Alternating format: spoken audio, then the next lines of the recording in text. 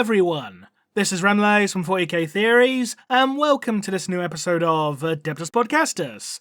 Joining me as always is Tactica Imperialis. Hello everyone. And joining us as our returning guest this week, and I actually get to talk to him this time round, thank fuck for that, it's Snipe Wib. Hi! Hello! Because the last few times you guys have been on, I have not been here, so yeah. I thought you were just like subtly trying to like friendship break up with us, and we were like, oh, okay. We were being ghosted, you know. It's fine. Yeah, you're avoiding us, and that's fair, but you know, I'm not that it subtle. hurt, you know. No, it's good. It's good to be back. But yes, how is everyone doing? Oh, not too bad. Glad of a 3-day weekend this week. And just... Lucky for some. Oh, no, it's bank holiday. I know, so I'm saying lucky What, for really? some. Again? Yeah, first weekend, first Monday of May is always a bank holiday, so... Oh. Yeah, I had a therapy session earlier today, and at the end, the guy was like, "Oh, enjoy your bank holiday," and I had that blank moment where I'm like, "Oh yeah, I'm self-employed, so like these don't mean anything to me." Like, I just forget Dunking when they on your are. therapist. Oh dear. So, in the news this week, starting off with something that'll probably make Snipe very happy as a Space Wolf player, new Space Wolves. I know. Oh my god, they I am look so gorgeous. so cross. Oh, don't So are the be Blood cross. Angels players. The Blood Angels players are absolutely furious because their models are shit and the Space Wolf ones are actually good. Yeah, I say I'm cross on behalf of Blood Angels players and also on behalf of, well, most Chaos players, because Chaos Hi, have been I'm relegated. Chaos players. I know, but like I look at Death Guard got one hero, World Eaters one hero, Thousand Suns one unit, Space Wolves full range ready to do. Yeah. And it's They like, really okay, do yes, blank on Chaos. Like I'm lucky that I play Space Wolves and World Eaters. And to be fair, looking at the Slaughterbound's stats, I'm like, Jesus Christ. Oh, okay, wow. Still Yeah. a bit underwhelming because he does look. Yeah. I want more. and we can't say Chaos has had nothing. You know, the Emperor's Children have just come out, no. but this will be the year of Chaos. Ball. This will be the year of Chaos. Here's a bunch of new Space Wolves. Fuck you. You'll like it. Well, I was going to say, do you remember a couple of years ago, it's October, here's some Fiends of Slanesh. Yeah, that was a weird October. Yes, I There will was say, literally nothing apart from the Speed Freak game, and that was about it, weren't it? yeah, I will say, at the very least, the fact that the Space Wolf one, they did at least redo Logan Grimnar, who has sort of been needed to be done since what they updated Terminators, basically. I mean, so did Arjack. Can someone He post an looked image in the really chat, bad. please? Oh, sorry. Mine Karen? internet's being really slow, so I can't actually get the images. Well, I think with regards to Logan, I did actually redo Logan since they redid Terminators, but they had him on his bloody Santa sled. So Yeah, I hated that thing. I do you, much Snipe. prefer this one. No worries.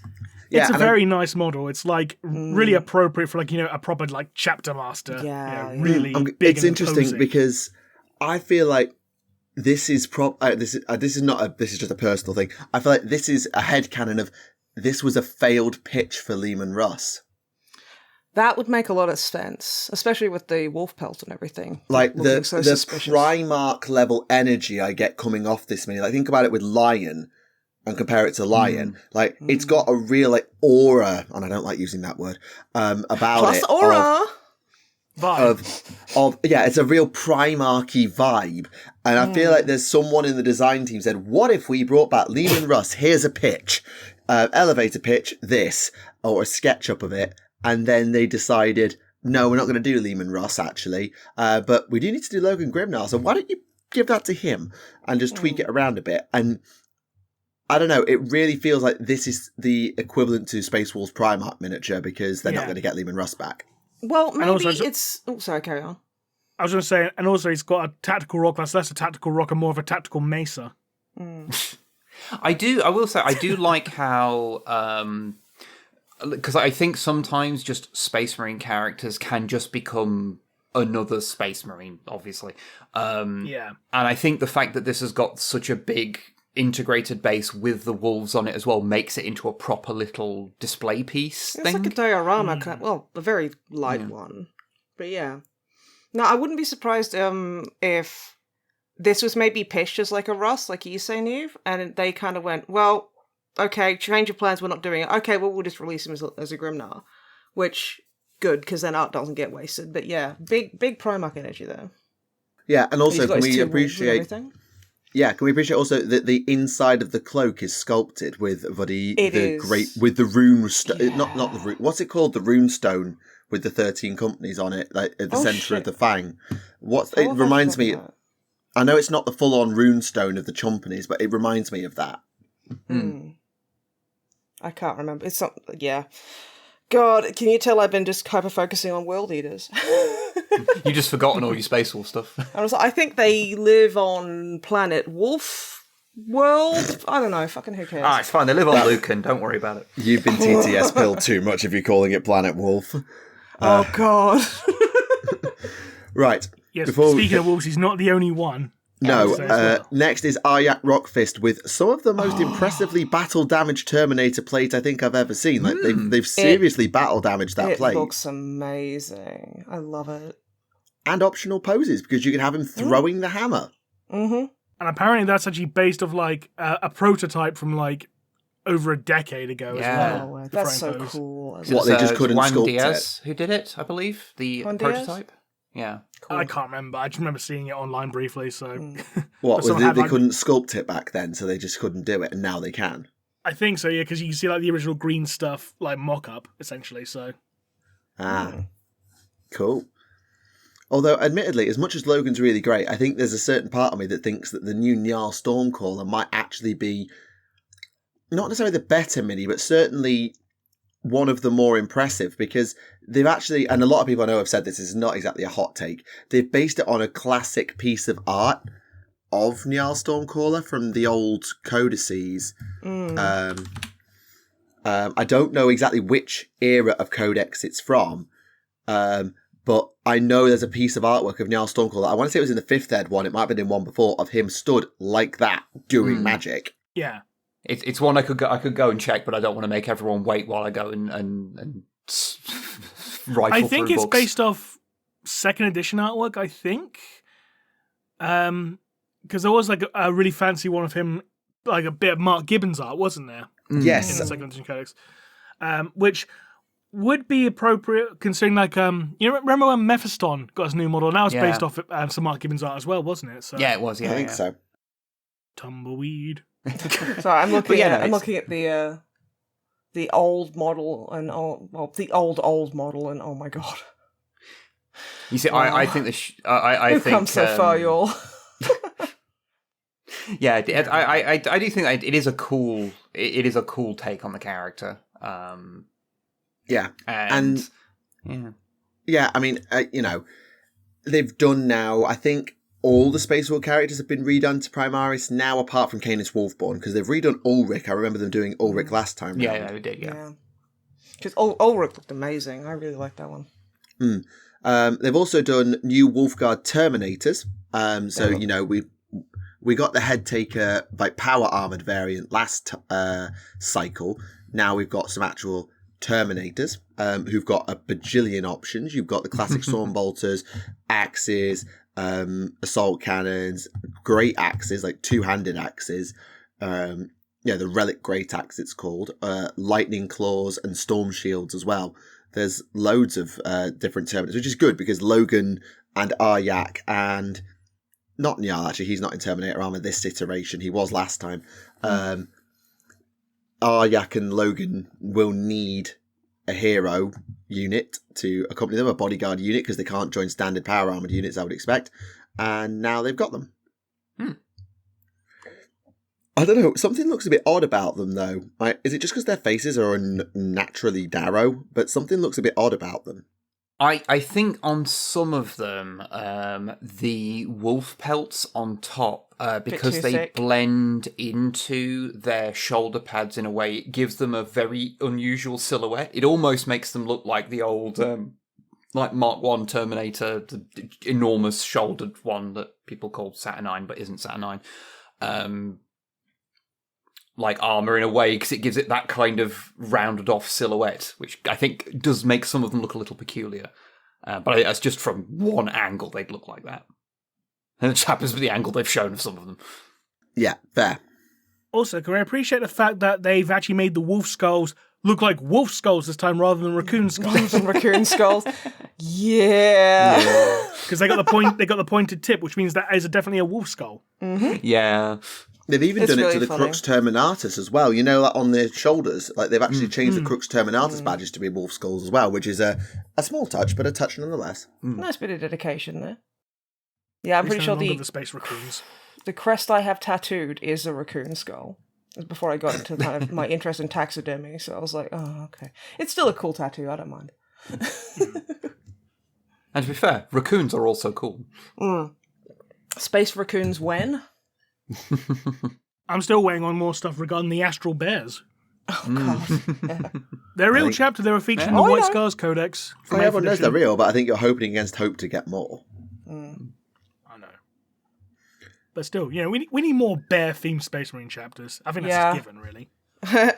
My friend Longfang would violently agree with you. Yeah, But yeah, the So wolf else guard, we've look cool. yeah. I apologise for the silence. It's just that, like, it's another slow week. Like, actually, Warhammer community didn't release any models on the Sunday preview this week. Like, they literally haven't released any minis this week. Yeah, because wasn't a Sunday preview was like, we got a brand new show on Warhammer Plus, and that's it. Okay, bye. Yeah, literally, that was it. I mean, on some level, it's kind of nice to not have the breakneck speed for once. Yeah, it Yeah. is. Let it be settle and let honest. you sit with it. Yeah, and I know we've said before on the podcast about, they do upload new minis every week and you've got that FOMO issue constantly. So in some ways, actually having a slower release schedule is not a bad thing. It makes our jobs harder, but it's not That's a bad fine. thing. I've got Red Fury to talk about this week, so that's fine. Yeah, I've started the Farsight novel, but I haven't actually finished it. So I've already had it spoiled for me after I uploaded my Farsight video, and so like, oh, it's funny you mentioned this because this actually happens, and I was like, oh, thank you bastards. yeah, I have actually avoided that video. Not because I don't want to watch it, but purely because I want to the comment finish section. Well, partly because of the comments, partly because I just want to read the bloody thing first. Yeah, because there is a major plot detail I speculate and does actually happen. So it's like, oh, well. Cool. There you And that's why I'm not watching it. It also retcons something major as well, but I won't go into that just yet. But A retcon in Warhammer 40,000. Can't believe the Emperor is now a girl, and she's like, I'm a girl, and I have a bow in my hair. Oh my god, what is Reddit gonna look like now? it's funny. It's funny you say that because in the end of the Death books, it is revealed that Emperor did have a female form at one point. So Yeah, let the man experiment. How fucking old is he? Jesus Christ. God forbid a man older than wear that. a fucking bow. Well, God, he's older than 100 Jesus. billion years old, who knows? But he's not as old as Alanius Pius, though. He was older by about 5,000 years. But that It's always a pisses him off. competition with them. Yeah, right? But what do you expect? The Emperor was also Alexander the Great, which also meant he was, like, canonically gay. So there you go. I mean, good Or at on the very him. least bi. That was his college phase, apparently. But again, let my man cook. Not too much, but So, Alanius, we have to cook. And they start cooking meth in the back of a van. Oh god, no! I was using like really cool young people slang. You could tell from the fact that it was very cool. And the Yeah, thing every young time people say. every time I say it in lessons, the kids go, "Miss." That's the best part about being older and using kids slang is physically making them suffer. Like you inflict psychic damage to them. It's like, Yeah, I dabbed in front of one of my nieces and she just went, for fuck's sake. Yeah. She's like 10 kid- and she was horrified. Yeah, a kid did something a bit not like really inappropriate, but like something that was a bit odd in lesson. I went, right, that's your warning for being sus, and the kids are like, yeah, they would, Miss, that's cringe. yeah, and Mine is it's all ruined it points. for them. Like they won't even say. I appreciate. I'm a bit behind the times now. Among Us memes have moved on, but it's like you start using it and they don't want to It's all anymore. about Risen Yeah. Drip now, so there you go. No, those Skippity two words I Gat, refuse King to of say. Ohio. I want to say none of those things. Those things will get you immediately put in the trouble board. I mean, fair. I think schools You need a can always trophy start going for on about kids to use Skibbity Toilet. I don't know, but anyway, moving on. Dying it. of Put fire. me in the chokey, miss. Was that gladly? Dying I'll of gladly fire. down the fire. Gladly. Going to pivot the podcast to the deep lore of Skibbity Toilet. Don't. There is. Don't. Right. Don't. Can we talk about something actually important now? Yes, please. Because Anything. they announced the winners of the Warhammer Heroes nominations for this year in the last few days. I'm not going to be able to go through and talk about every single one in great detail. I'll let the article speak for itself. But I'll just give a quick sort of short one. So I think these are categorized by Europe, US, rest of world, Europe and rest of world, but I don't actually know if it is. It just seems to be how it's been organized in the article, but I don't think it is. So there's Danny Bennett, founder of Guild of Gaming, which is a non-profit club for young hobbyists, and also using it in teaching programs for neurodivergent young people in Scotland. Cool. Which is badass. And honestly, I relate to that a lot because I know some of the neurodivergent students who have come to Warhammer Club have really benefited from it. So I can see that completely. Hannah Wilson from the University of Derby, who has led to them, her Warhammer Society has been expanded and become the most inclusive society from the Students' Union, doubling the member count. Rad. That's dope. There's Robert E. Allen III, who is using charity fundraising for Child's Play, Extra Life, and other crisis centres, using his passion for Warhammer to support his community. In fact, there's so many detailed votes they pretty much couldn't list everything he's done. Oh, rad. Wow. I apologise, I'm now going to have to start speaking Spanish, so apologies. We've got Gustavo Dario Vasquez Duran and Ruth Margarita Garcia Lopez in Bolivia, promoting a safe, inclusive hobby space, providing resources so fans can explore Warhammer. They've got over 200 members. Okay, yeah.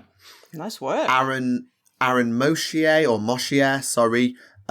who has joined a network of tournaments to raise over $22,000 for breast cancer. That's really wonderful. Luke Stone, who founded and runs the Dad Hammer support group for hobbyist dads. I love that. Austin Featherston, apparently one of the 5 people who actually supports Middle-earth because his support spans the entire US, founding clubs and tournaments across America. This does line up with my theory of that no one really plays Middle-earth. No, there's one gentleman, and his name is Austin Featherstone, and he is the hero. And he's keeping it alive. He's keeping that alive himself, like a king.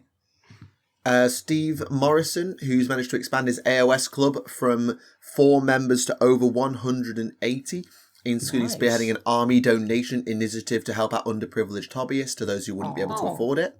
180. Tom Megans, I think, is Dutch, considered a cornerstone of the community, supporting competitive players at both ends of the spectrum, and runs very popular events. Matthias Weeks, one of the founders of Adepticon, has been nominated. Gelbert Ricardo Cueva Nunez, who has stepped up in Peru to revitalise events, and they've got a huge surge of interest. Filippo Flores, who drives the community in Sardinia, organising events and tournaments, and the Oficina del Mech group. Is several testimonies in his name, and Stephen Manton Kelly, who was asked by a fan to build models after a diagnosis of MS. He pulled all the stops out and turned into a 24-hour paint-a-thon that raised over £1,800 for the MS Society, and ended in a 2,500-point army for the petitioner, who's... Oh, wow. Oh, that's so cool. Yeah, there's that's a snapshot of the people who've been nominated. I'll let the article speak for themselves, but I don't think we always give Warhammer Heroes enough credit because it doesn't get talked about a lot. But the Roll of Honour, you just read through some of the things that these people do. And you look through the ones from previous years as well, like the guy who runs Nova or runs other clubs and all these different things. The amount of people who have been recognised for their hard work in the community, you might even know. It makes you want to do a bit more in some ways. It makes you want to do a bit more. Yeah, whenever it rolls around, there's always a little bit of talk of people nominating different content creators and stuff, and it's like, okay, fine, but like, there's people who are actually doing stuff on the ground. Like, obviously, we are deeply important, but I mean, we're not raising like 30 grand for charity. Yeah, exactly. Like that, and like creating a safe space for people with learning difficulties, or I was like, that's incredible shit right there. And I don't it does make you want to do a lot more. And it is so nice that, because the world can be very doom and gloom. I won't get into that. And then you see people out there just working their asses off just for the sake of doing something that matters to people. And that's awesome. That's really It also shows you that something as grim as Warhammer can be, like, narratively, can still be a thing where people, find a lot of ways to do good things with it. Yeah, and I think that's just really cool. It's sort of a bit like, tabletop and video gaming. They're both like, well, video games become a lot more mainstream, but these sort of nerdy communities that they often have these reputations, but then when they actually decide to do something good with it and people decide to run with the bat, incredible things happen, both for in big things like raising money for charity, like, people do subathons or charity live streams or whatever else, as well as these events like this, fundraisers, paint-a-thons, tournaments, all of this stuff. Or you've got the stuff that you don't see. And I think the people who remind me a lot of that. I think about the work I do. I'm not saying I'm on anywhere near these people's levels. I'm not trying to even try and go there. But I think about the work I do. It's just a small little thing. I run a little school club, but I know that I relate to why these people do what they do and the difference that they've made. And I know that some of the people that I've introduced to the hobby have gone on to introduce more people. Like, there's a young man who I brought into the club a few years ago who basically went and ran his own event last year. Completely independently of me. I think it was still under the umbrella of the school, but he went and ran it all on his own. I asked him, do you want any help? And he went, no, I've got this. And he went and did it. And I know when he leaves and goes on to do whatever he does next, he'll take his army, part of which is mine, with him and just run with the bat. And maybe one day their name will be on here. And I just think it's another reason to, as much as Warhammer is expensive, it is time consuming, and that's definitely a criticism. Like, it is way overpriced. It is extortionate. But I think about that it's a reason to keep going. And I think about the armies I've built now being used for good by supporting other people to get into the game. Like, people borrow my Chaos stuff and go and play with it. People paint some of my Tau. I bought some Marines. I bought some 3D printed Marines to bring to the club, and now kids painting them. And it's another reason to get up in the morning and do some hobby, even when you haven't always got the money and the time. It's a reason to get up in the morning. It's also, I think it's also nice because it reminds you a bit of that, like, it's ultimately Warhammer is a product that we are consuming, but it is also a community of people doing stuff. And I think the community is more important than the product at the end of the day. The product is just merely a thing that connects people. That's what withstands the test of time. Like, it's like, as silly as something as like, say, I played a lot of WoW in my day. I still have friends that I speak to, like, that I met through running a guild, and like, there's people who've gotten married through it and stuff like that. And the game is just, it's just a nice jumping on point, but it's like, it's just community. For I eloquently echo Neve's way more eloquent point, but yeah. Yeah, so good on all these people doing the cool thing. Yeah, but also don't feel like you have to do all that. Even the little things like, going and playing a game with a friend is enough. Don't feel like you have to be on their level to be, a champion, to be you might not get the nominations necessarily, but the work we do, whether it's sitting down here recording this podcast or it's I know, it's dumb, but all the work that we as hobbyists do shouldn't go unnoticed, even if we're not the ones getting all the plaudits. The amount of people who probably say, oh yeah, well, it's all the people underneath me that made this possible, all the people around me who helped me organise it or kept me going. And hobbyists aren't great without other hobbyists. Yeah. Well, again, it is a community, and we all get, when it is a more diverse, interesting, and inclusive place, it's more interesting for us all. Like, it's just a more pleasant place to be. So, these people doing that makes it better. People doing the little things. Well, it's not the little things, but doing the work makes it better for all of us. Yeah, absolutely.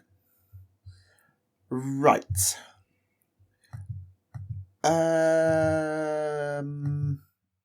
There's some new Underworlds minis. We could go there really? Next. Yeah. Oh, must have missed them. Okay, you go for it. Yeah. The Morai Heg Knives of the elves. Crone? Yes, the Morai Heg elves.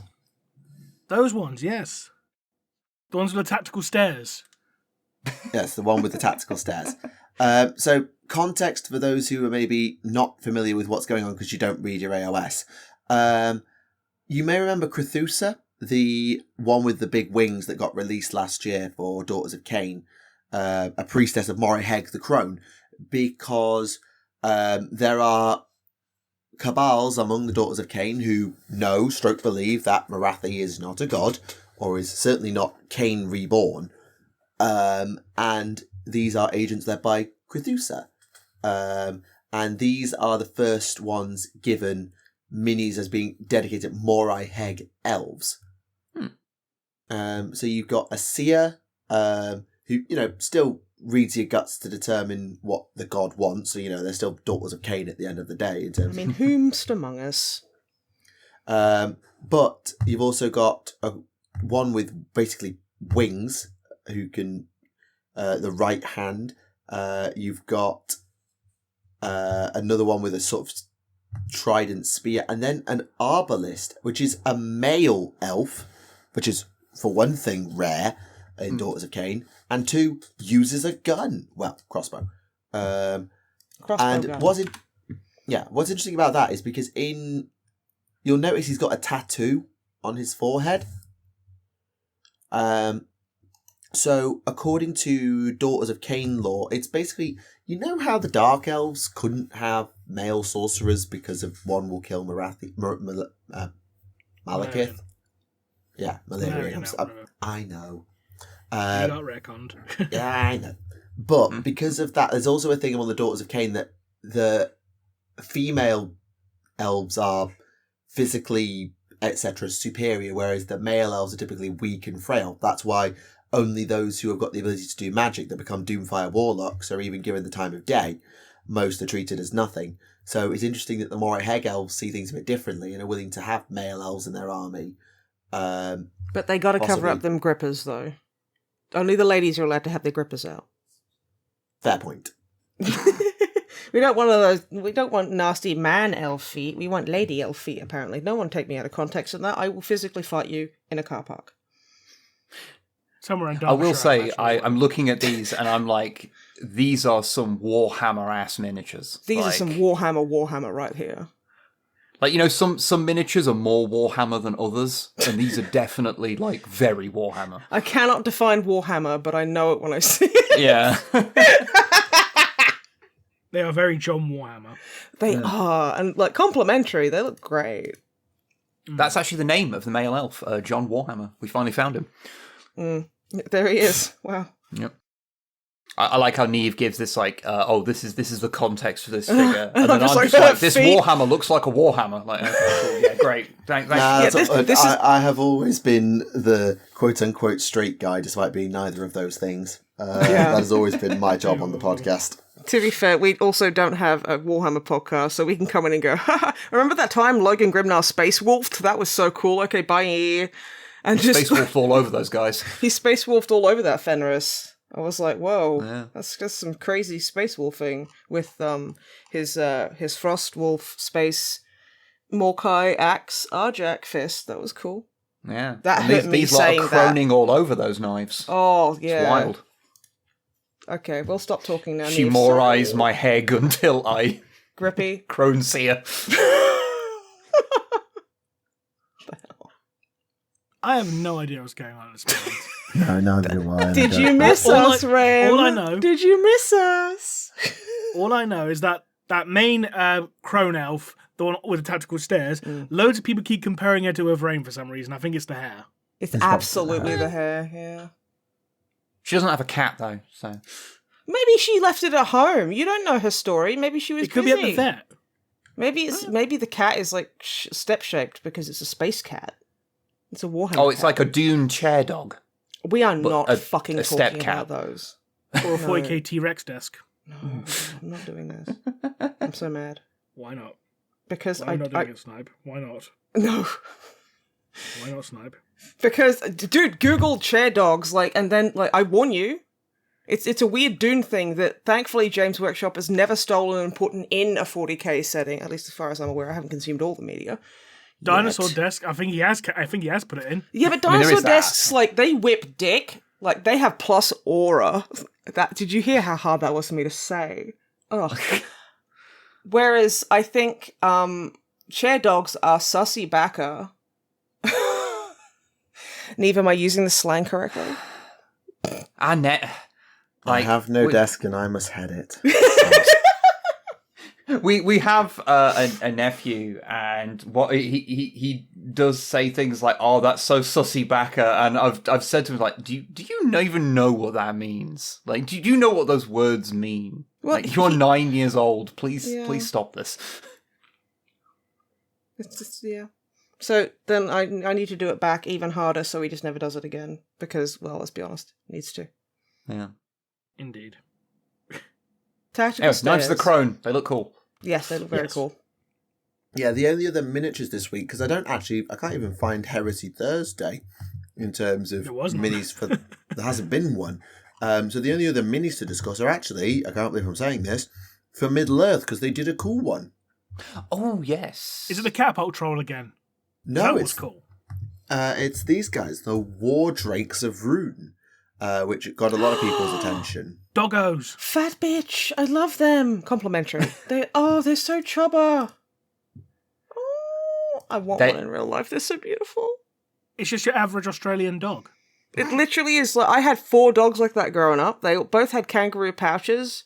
Both of my 4 dogs had kangaroo pouches and body armor because that's just how they show up. They adopt you, actually. It's kind of crazy. I am a firm believer in the I judge the quality of miniatures largely on when I look at them, do I instantly think friend? And I look at these and think friend. I look at them and I think, you'll remember Sarah Connor's iguana from the first movie? Yeah. It's Pugsley. I was about to say it's Pugsley, isn't it? Yeah. It's Pugsley, yeah. And I cherish I wanted them. to say Jub Jub for some reason. No, That's from The Simpsons. Yeah. There's Jub Jub from there. It was a weird thing in the 80s and 90s, just having women with iguanas. I mean, we should bring that back, I think. What, do you want an iguana? Yeah. I also want a chopper baby like this. I want a crocodile.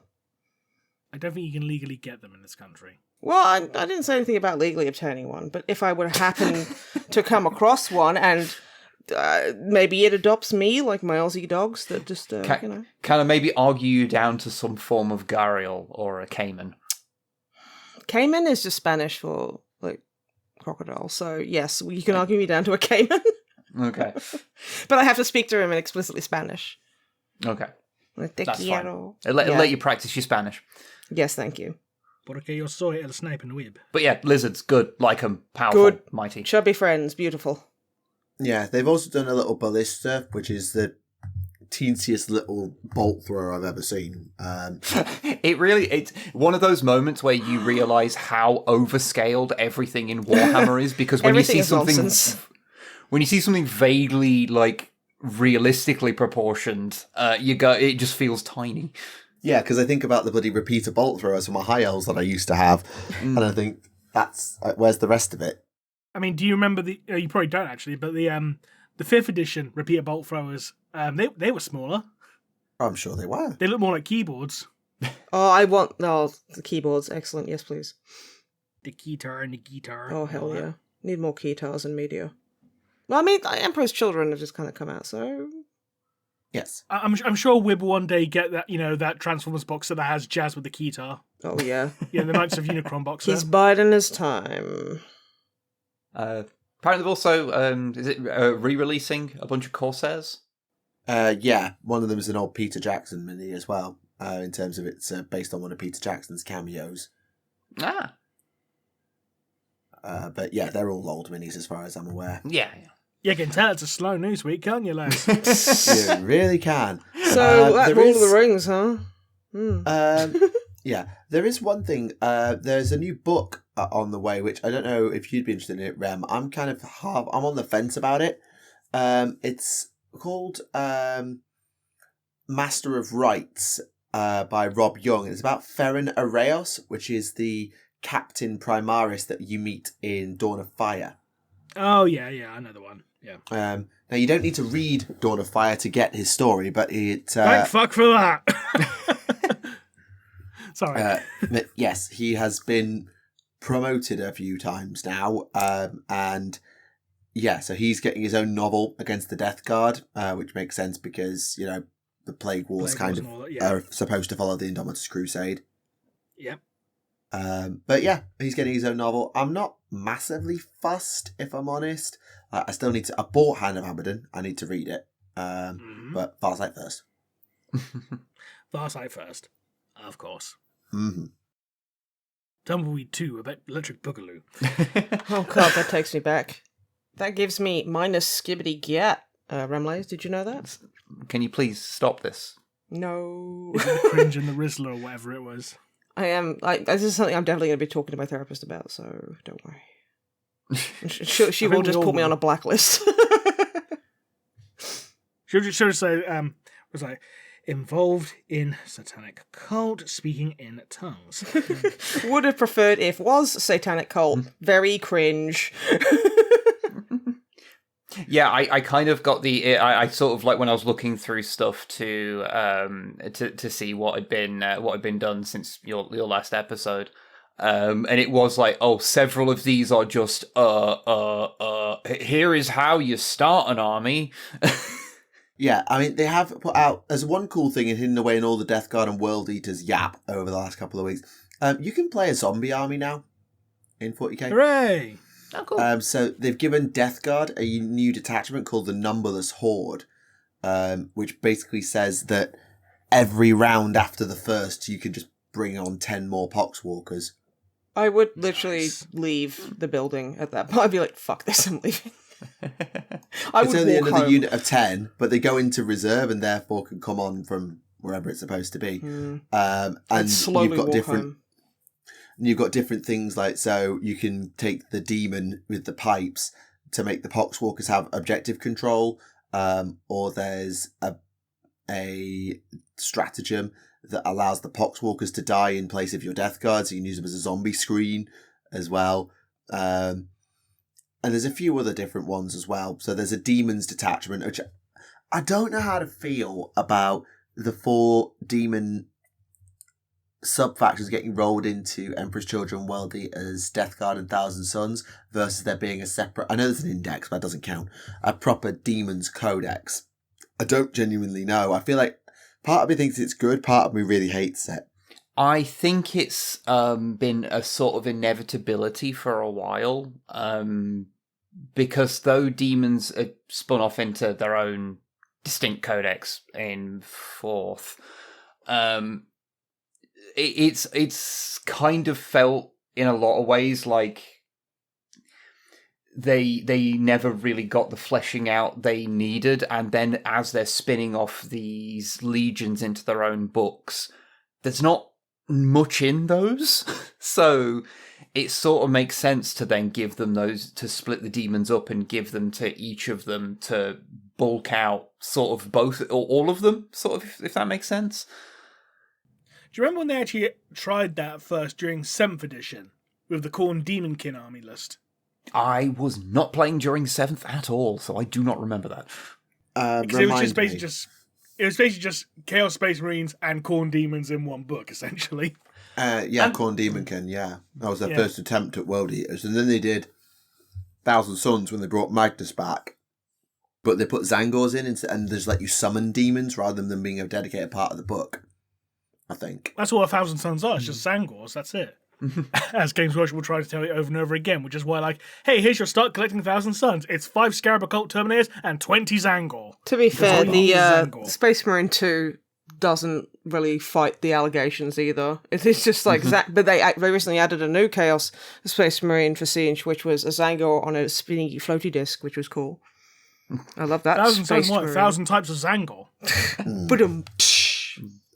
Yeah, but I think they've always had this problem with Chaos of there's Chaos Space Marines who are the main thing, and then you have what Chaos Forces are in the books, which is mostly just dudes, with possibly las guns, maybe with sticks.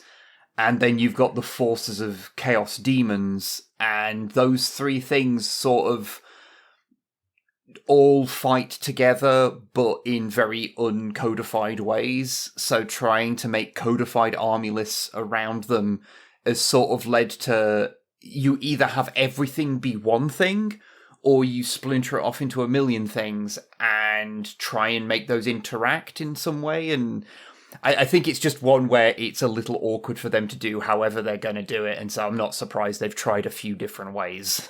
Yeah, like I feel like the whole demons having their own codex thing is great, but I feel like them doing it by rolling it into the Traitor Legions has just given them an excuse to be lazy. Because one of the biggest criticisms of the Emperor's Children Codex was, hey, there's barely fuck all in this.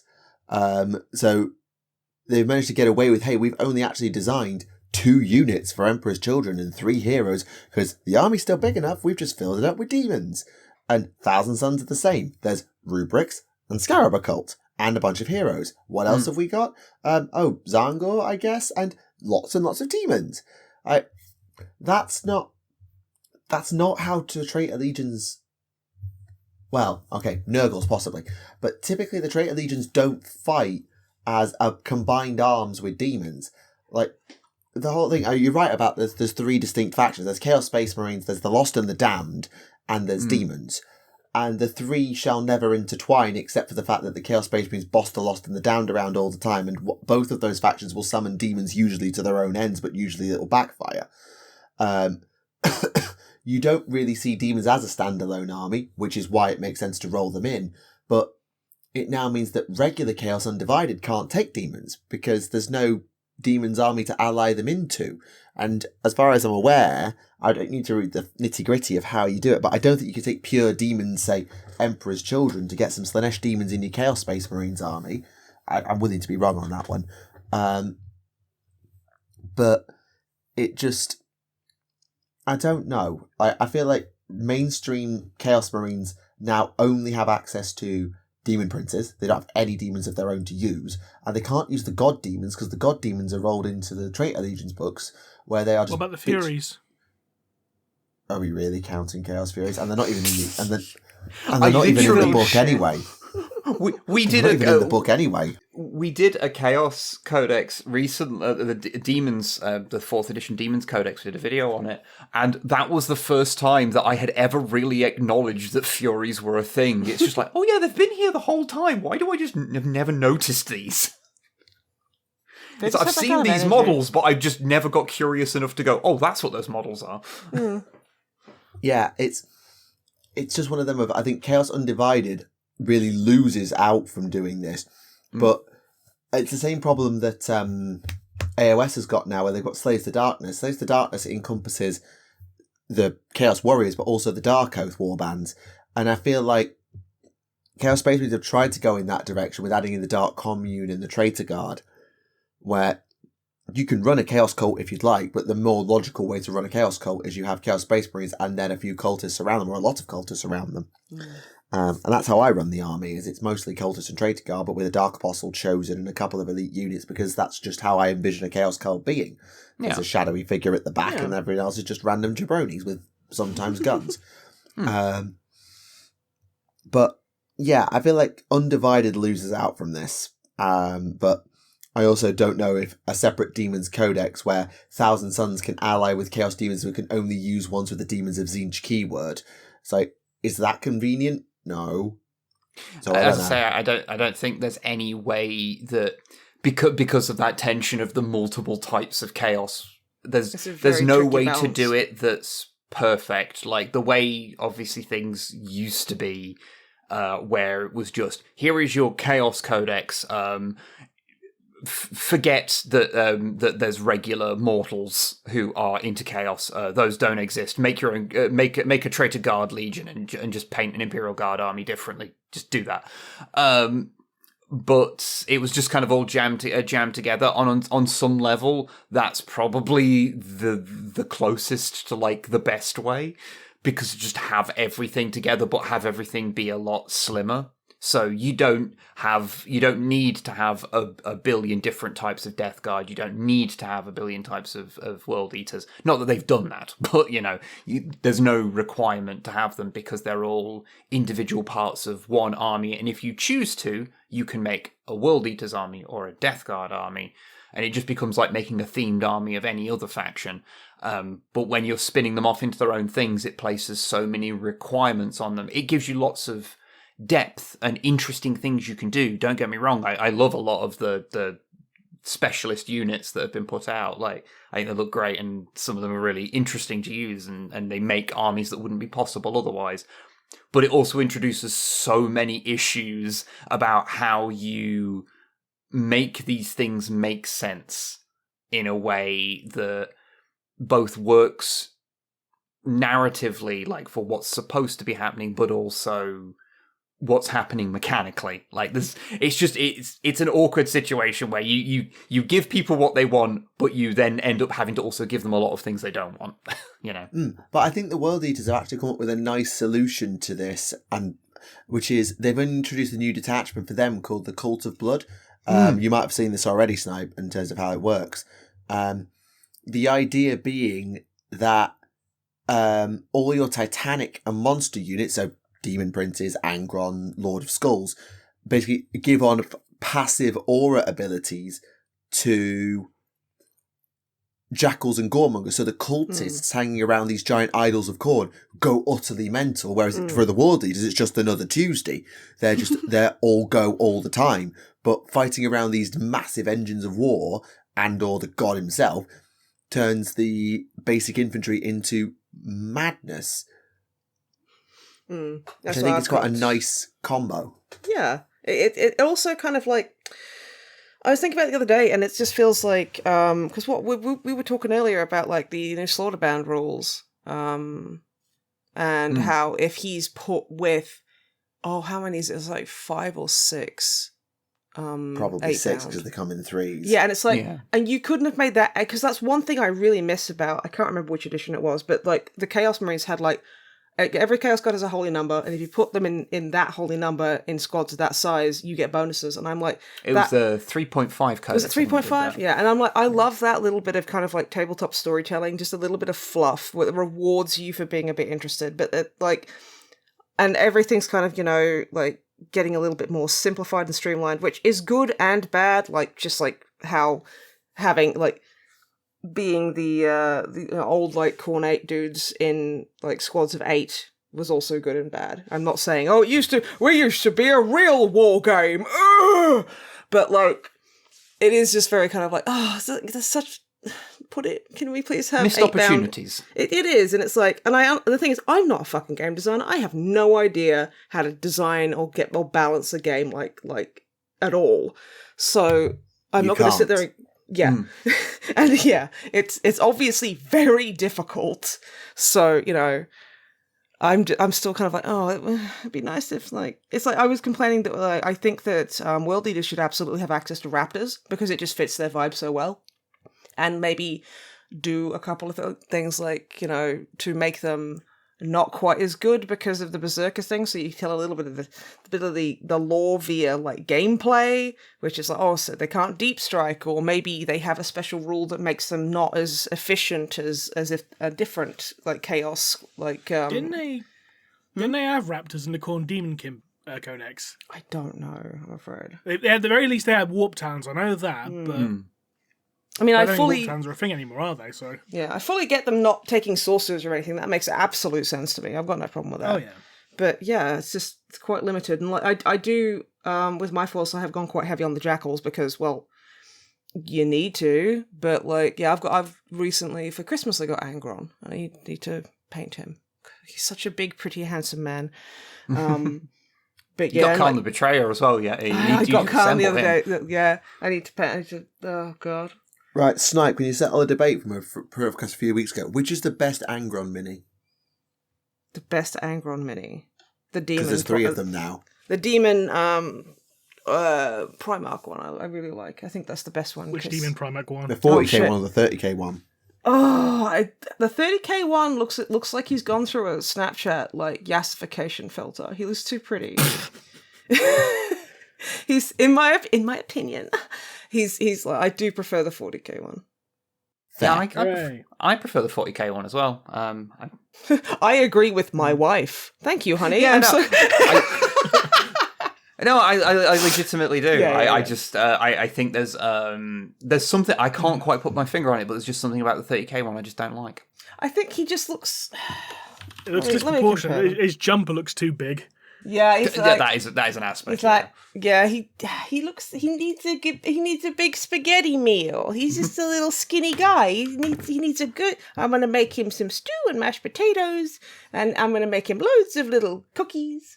And whoever painted it went overboard with the edge highlighting. Yeah, it also very messy. Yeah, It's visually very noisy, which is like, don't get me wrong, that obviously took a lot of skill, but like.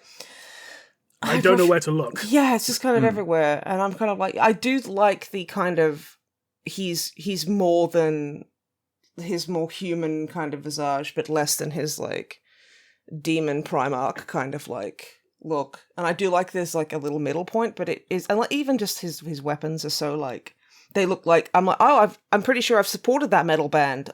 Yeah, cool, very spiky, very cool. But yeah, like there's a certain kind of like elegant simplicity to the 40k one that I just really, really like, and it doesn't give me a migraine to think about painting it. Also, he looks like a big goofy action figure, and so therefore I like it. Yeah, and also you can take his chest plate off, so he's just fighting with he boobies out, and I think that's a really important choice. That's a very important feature. Yeah. It is. You got to intimidate them with Get your tits out for the blood letters. Exactly. But yes, that's the debate settled. 40k Angron's the best. Sorry. If anyone has a different opinion, wrong. Because I've decided it now, so yeah. It's my objective. It's the objective truth, so sorry. It is your subjective, objective opinion. Yes, exactly. Which means you can't be mean to me. Okay. Well. Okay, you can be mean to me. And I'll probably just cry in private. And send you tissues in the mail. Wait, no, that sounds disgusting. Can we go back like 5 seconds, please? Oh, I did want to make, while talking about World Eaters, I did want to mention, because they've put it, there's up for pre-order. Not one world was eaten. The new combat patrols. So there's the Gore Storm Slaughter Pack Battle Force, which is a ton of jackals and 8 bound, basically. And the new guy. But there's also just a new. It's basically generic... just the old Thousand Sons combat patrol. It's like some Terminators and Angor. Now it's just jackals and Slaughterbound. It's the same thing. Oh god! My favorite world eater is jackals because they are Space Marines now. It's fine. Yeah. There's just a new generic combat patrol World Eaters that's got a Demon Prince in it. But it's also got the Master of the Executions, and I just wanted to make a tiny note. Oh my god. A tiny note because you don't see it very often anymore, but the version that they're showing has the generic head replaced with a Khorne Berserker helmet. So that's a rare time of GW showing a like very simple kit bash as part of the this is how you build things, which you don't tend to get often anymore. So I was just like, oh, that's interesting. Because that's the obvious way, because the normal Master of Executions just doesn't really look like he belongs in a World Eater army, even though obviously he can be allowed in one. Every time I hear Master of Executions, I am violently flashing back to the World Eaters 40k subreddit. There's a joke on there, which really cool subreddit because they're very progressive. It's very cool, which is alarming for Reddit. And every time something comes out, someone will post a picture of it going new MOE proxy every fucking time. And so like the big chunky crocodile boys from new MOE proxy, and then they'll like Photoshop like Gorechild onto it or something. And you're like, fucking yeah, great. You know what? Yes, I want to see that really badly, please. Oh god, it's the funniest funny joke I've ever fucking encountered. Fair enough. Right. Yeah. Right. Well, given the time, can I talk about Red Fury? Yeah. Of course. Okay. It's allowed. Right. To remind people where we left off on, last time Sergeant Raffin was sent to go meet with the Flesh Terrors and tell them, "Hey, Dante wants you to come to Baal. Go to Baal." Okay. But after like 5 minutes of arguing, saying, "No, I don't want to. Yes, you do. No, I don't. Yes, you do. No, I don't. Fine, I'll come." But anyway, so we have a bit of a flashback scene where basically Dante's saying like, "Right, we've suffered like a shit ton of losses over this whole civil war thing. We need to replenish our losses fast. How do we do that?" And a sanguinary priest named Casus turns around and says, "I have an idea." What's the idea? How about we clone? It's like, cloning. God. Yeah, cloning. That's never gone wrong before. Exactly, so that's never gone wrong. And Mephistopheles like, hang on a second. You wouldn't have suggested this unless you've already made an attempt. What are your results? Have you succeeded? Well, as it happens, no. It's ended in failure constantly. And Dante's like, well, you're certainly thinking out the box at any rate. Oh, so my project has your blessing? Absolutely fucking not. I do like the conversation going like, I've got an idea. Oh, really? Will it work? No. Oh. I'm not going to say anything. And Dante goes, no, I got a better idea. We're just going to send envoys to every other single Blood Angel successor chapter, convene a conclave, and I'm just going to ask them, hey, can you spare some of your warriors to rebuild the chapter? That'd be better. That would make a lot more sense. It does. Isn't this one of the other times where the Lamenters say, I can't, sorry, Dad, we're sick? It was more of a case of, like, no one can find them. So we think they've been wiped out. We can't find them anywhere.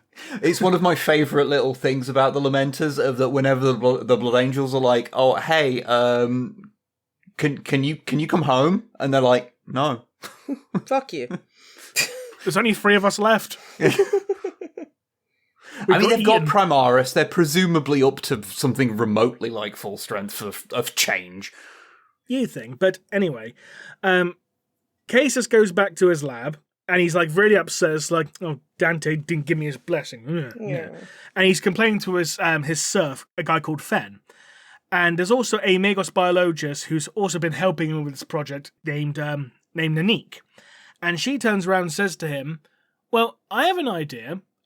Why don't we contact my mentor? Your mentor?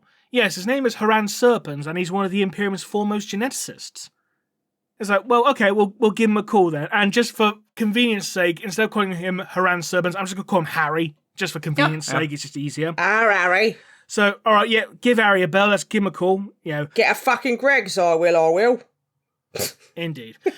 And we cut back to the Flesh Terrors, who have now made their way onto Baal, and Sergeant Raffan's squad is basically escorting them around, the Fortress Monastery, giving them a tour. And the Flesh Terrors are bored. It's like, oh, look, red rocks.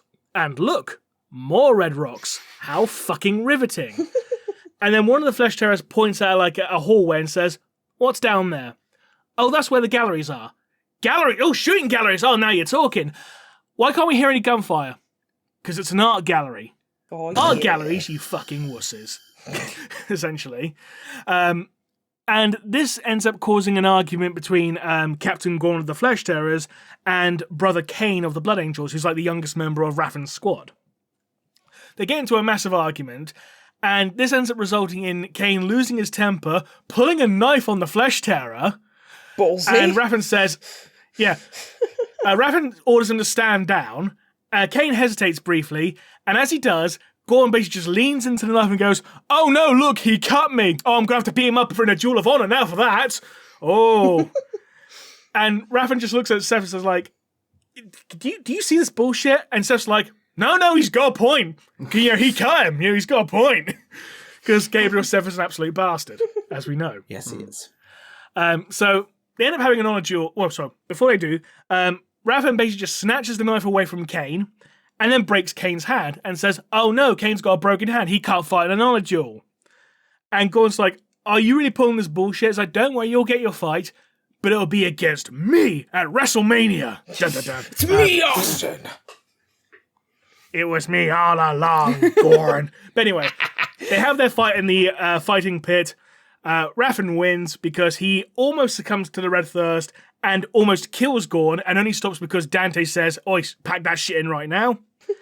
And Raffen's like, "Well, I hope your honor's satisfied now." Zing.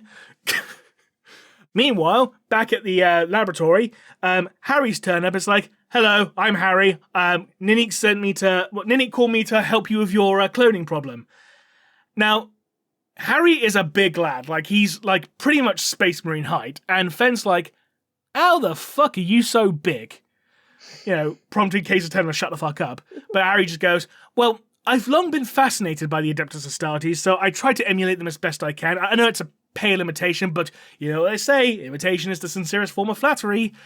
And Case is just like, "Right, okay. Well, shall we get started?" So they get to work, and they basically brew up some genetic material distilled from, Case's own blood, and they create what appears to be a perfect clone. It's like, oh, it worked! Hooray! Cases excitedly calls it, "I'm going to dub this creature the Blood Child because I have to be an artistic fuck." If you call someone the Blood Child, it's not going well. No. And Ninnik turns around and says, like, "Okay, shall we go show Commander Dante this?" And Fenn's like, "Shouldn't we, like, try and whip up a few more first just to make sure this wasn't a fluke? And Case is like, no time. This could have, affect the entire, conclave. We need to go now." So, meanwhile, Dante is convening his conclave with the chapter masters of these other Blood Angel successor chapters, which includes Centicon of the Angel Sanguine, Dagon of the Blood Swords, who is a dreadnought, and he's an absolute badass. Dreadnought. Chapter Master Dreadnought. Yep. Count Orlok of the Blood Drinkers. I see what you did there, James. Clever. Clever. That is not exactly subtle. Exactly. And there's Why- also maybe I'm tired. Maybe it's tired, but I've just missed that reference. Nosferatu. Yeah. Sorry. And there's also chapter masters for like the Blood Legion, the Red Wings, and the Angels of Millie, and some others. And Dante says, "All right, thank you for coming here today. Long story short, the Blood Angels are on the brink of extinction." How the fuck did that happen? Uh-oh. And Dante doesn't want to say it's because of the Archeo insurrection, which is like, the Civil War, because some of the Blood Angels, followed this guy who thought he was the reincarnation of Sanguinius. So Mephiston turns around and says, "Oh, it's because of this campaign we fought against the Word Bearers. Yes, that's it. No other reason." And Centicon goes, "Yeah, I'm sure it's got nothing to do with the Archeo insurrection. How the fuck do you know about that?" "Oh, I've got my sources." And everyone else is like, "The what?" "Oh, the Archeo insurrection. What was that?" "Yeah, some guys followed a fake Sanguinius." And Gabriel Seth's just like, "Oh, you are fucking useless, you Blood Angels, but at least it proves you're not so fucking perfect." Yeah. Basically, Gabriel Seth is a right belligerent bitch in this book, I have to say. He is really antagonistic, but it's Gabriel Seth. Did you expect anything less? No. Exactly. And Dante goes, "Yeah, so anyway, I was hoping you guys could send me some warriors to help rebuild, the Blood Angels up to strength." And Seth, once again, loses his shit, saying, like, "Where the fuck do you think you get off asking us to, send warriors to rebuild your chapter? I've only got 4 fucking companies. How the fuck am I going to give you more fucking warriors?" Only And it's like, 4 do you have a companies. better idea? Yeah, the Flesh Shows only had 4 companies at that point. Oh no, I was being bitter as a Lamenters player, going with 4 companies. Oh, all right. Yeah, but the Rub it Lamenters in. weren't even here, so they don't get to argue this. Yeah. So. And Dante's like, "Well, do you have a better idea?" As a matter of fact, I do. I'm saying that you need to step down as chapter master of the Blood Angels. The Blood Angels should be dissolved, and someone else should take over as the stewards of Baal. And I think you should do that right now.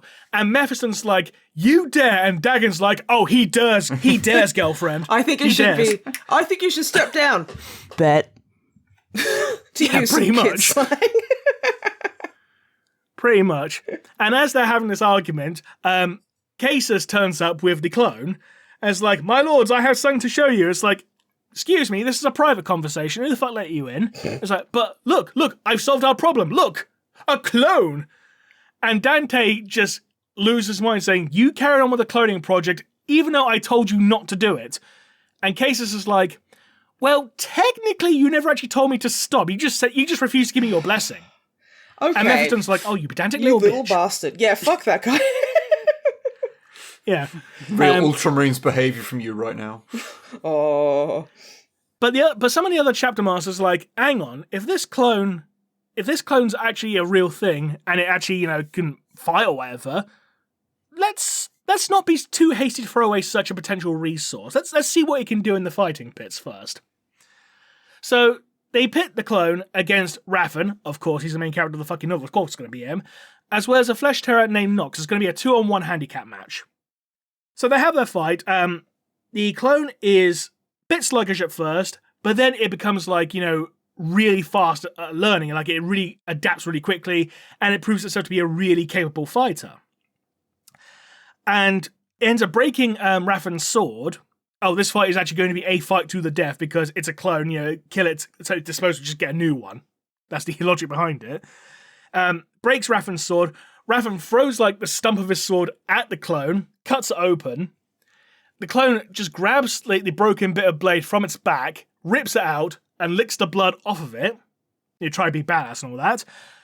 However, this triggers the clone to go into the red first. And basically it lunges at Nox and bites, takes a huge bite out of him and starts drinking his blood. Oh dear. Then the clone starts to mutate. Oh, double. Its hands start turning into big sickle-shaped claws. Its mouth turns into like a shark. And it starts to grow bigger and larger and tougher. It's like, oh, this is bad. And then they kill it in the end because one of Raffen's squad mates basically chucks him a bolt. It's like, just shoot the fucking thing. Good idea. The smartest character in the fucking book, right? By the way. So they shoot it, and Dante's like, yeah, we're not gonna entertain this shit anymore. I want you to destroy all your work relating to the clones and any specimens you have. How many specimens do you have? About 500 growing in stasis pods? 500, yeah. Yeah, destroy them all. And then Sentican turns around and says, well, hang on. He already disobeyed your orders, so how are we going to know that he's going to follow your orders again, destroy this? I'm going to send someone to go with him to make sure he actually does it. Good idea. Smartest fucking chapter master right there, lads. So Casus is really humble, just oh, the Emperor's forsaken me, blah, blah, blah, blah, blah. He's following this Angel Sanguine, a guy named Rede. He's following him out to the hangar bay to fly back to the lab. And he's talking to Nanique saying oh, everything I've done is for naught, this, that, and the other. And then Nanique starts having a seizure. And then starts speaking with Harry's voice. It's like, how the fuck are you doing there? It's like, oh, I turned Nanique into a living transmitter. Right. Cool. Okay. Man-made horrors beyond my comprehension. Frickin' sweet. Yeah. And Harry's like, don't worry, we can fix this. The problem is, your blood as a, regular blood angel, it's got degraded genetic material in it. We need a purer source. But I don't know of any purer sources of blood angel's blood sitting on Baal. Do you? Points at the camera. I think you all know where this is going. It's probably not going to be the utmost heretical of her. It's probably fine, you know what I mean? Yep, Yeah, I remember where this story goes now. Yeah, Casus realizes, I know of a source. The Red Grail, which contains the very blood of Sanguinius himself. Mm-hmm. Yes, I just need to find a way to ditch Rede so I can, get to the chapel. And Nanique's like, don't worry, I've got you, fam. And she runs into a plane engine that's about to take off, gets caught in a backwash and sets herself on fire. And everyone's like, why the fuck should she just do that for? And Case is like, right, time to slip away. I'm going to go into the Chamber of the Red Grail. Don't worry, I'm a sanguinary priest. I've got full access here. And the gun servitors look at him and sort of say, like, the fuck are you doing? You never come here. I mean, you're allowed, but you never come here. Why the fuck are you here? Essentially. And Case takes his vial. It's like, right, just going to scoop up this blood. Aha, I got the blood. And Rede's like, what the fuck are you doing? Oh shit, he followed me. Yes, I followed you. What are you doing? Is that the blood of Sanguinius? No. No. Give it back. No. They end up having a fight.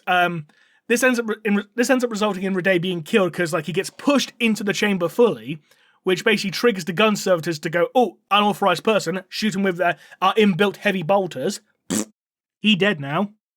Casus flees back to his lab, but because the gun servitors open fire, this actually triggered an alarm, which causes Corbulo to come running in. It's like, oh, there's a dead angel Sanguine. Why the fuck was he here? I have no idea. But they're taking off his armor, trying to see if they can find any evidence or whatever.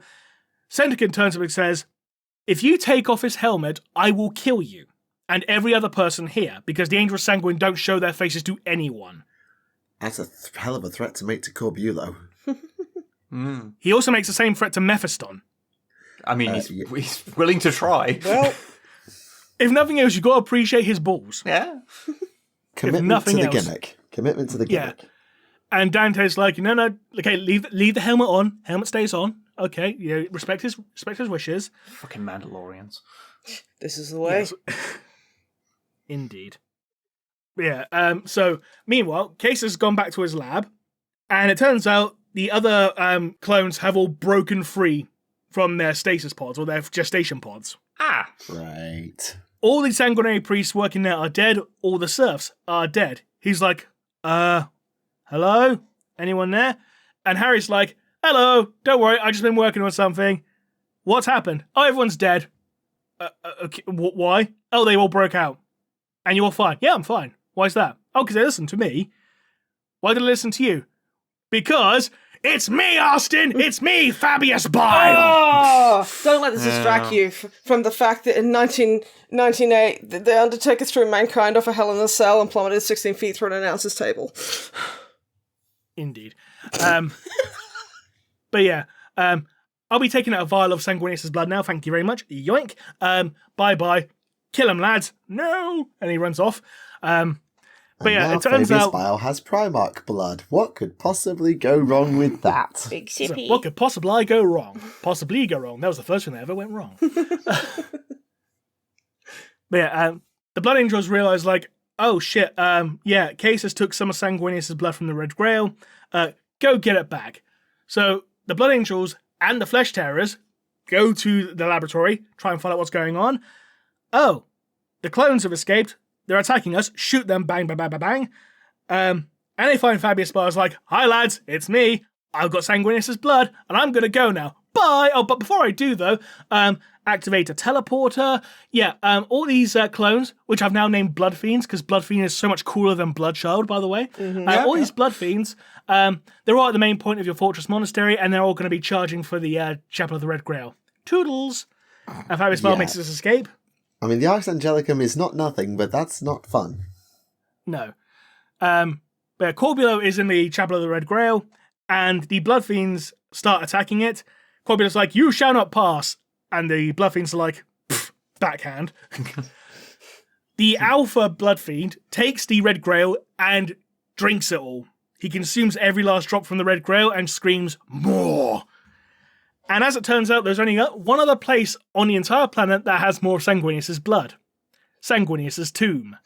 I do find it slightly ironic that Sanguinius was not exsanguinated because, blood when it congeals in the body and all the stuff it does in decomposition. Oh, but this is magic. Primarch physiology, that's all you need to... This is magic space eugenics blood. It's actually, fine. Don't worry about it. It's fine. I know, but is it funny that, this is all about Sanguinius' blood is so important. Then why didn't you drain more than one fucking cup of the stuff? You can't get the fucking workforce nowadays. Look, they only had the one cup, okay? It was full.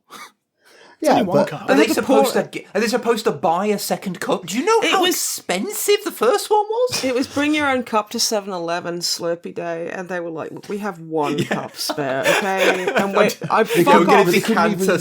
Decanter Sanguinius's blood into a big gulp. They couldn't even get.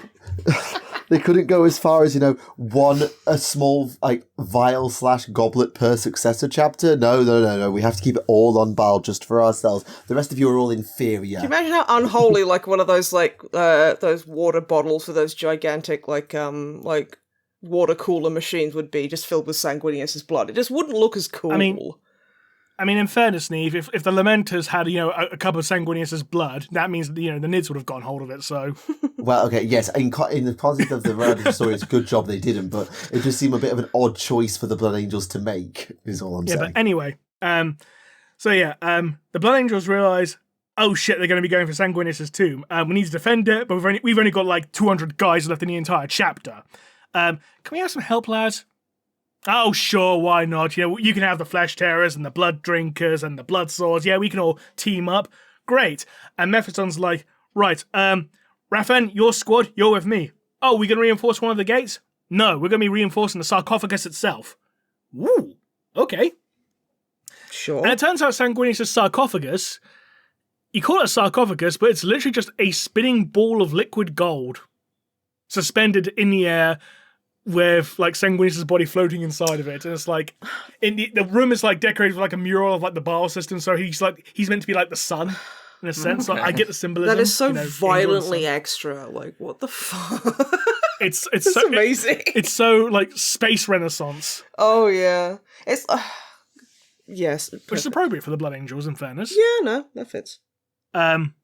Yeah, all the Blood Fiends attack, they end up breaking through the defensive line and get all the way to the Sanguinius' sarcophagus.